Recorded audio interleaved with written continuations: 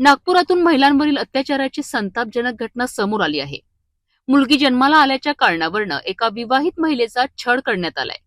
इतकंच नाही तर पतीने तिला तिहेरी तलाक देत घराबाहेरून हाकलून दिल्याचा गंभीर आरोप आहे। या प्रकरणी तहसील पोलिसांनी पती आणि सासू विरोधात विविध कलमांखाली गुन्हा दाखल केला आहे। पीडित महिला रुखसार शेख या नागपूरच्या इतवारी परिसरातील मक्कासाद भागात राहतात।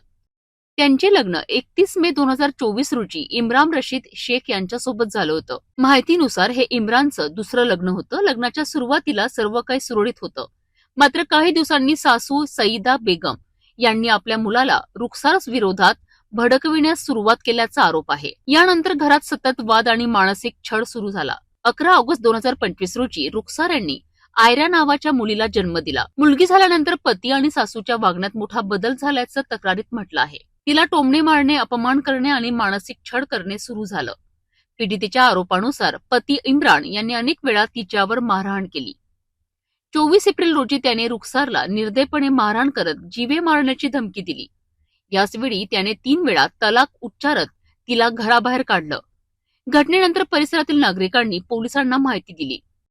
जखमी अवस्थेत रुखसार यांना तातडीने रुग्णालयात दाखल करण्यात आलं। धक्कादायक बाब म्हणजे यानंतरही 24 मे रोजी पुन्हा तिच्यावर मारहाण करण्यात आल्याचा आरोप आहे। सततच्या छळाला कंटाळून अखेर रुखसार यांनी पोलिसात तक्रार दाखल केली।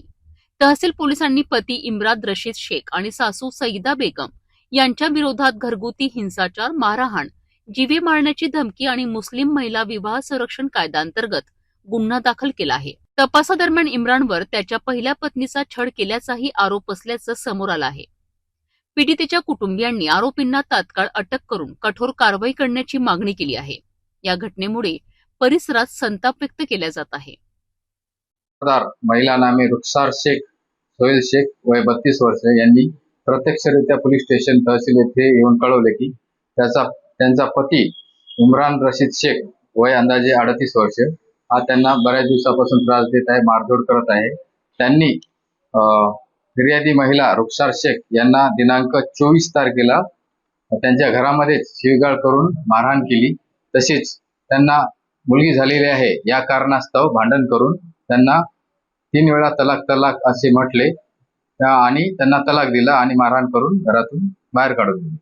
यावरून पोलीस स्टेशन तहसील येथे दिनांक 8/5/26 रोजी गुन्हा दाखल झालेला आहे। त्यामधील सेक्शन आहेत मुस्लिम वुमन्स प्रोटेक्शन ऍक्ट या अंतर्गत कलम 3 आणि 4, तसेच भारतीय न्याय संहिता कलम 85, कलम 115(1), कलम 118(1), 296, 352, 351(3) आणि 3(5).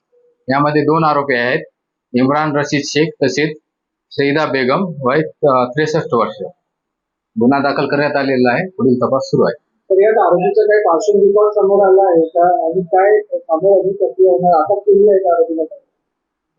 गुन्हेगाराचं गुन्हेगारी रेकॉर्ड यापूर्वीचं नाही आहे आणि गुन्हा तपासामध्ये आहे। योग्य ती कायदेशीर कारवाई करण्यात येईल। काही कामधंदा समोर आले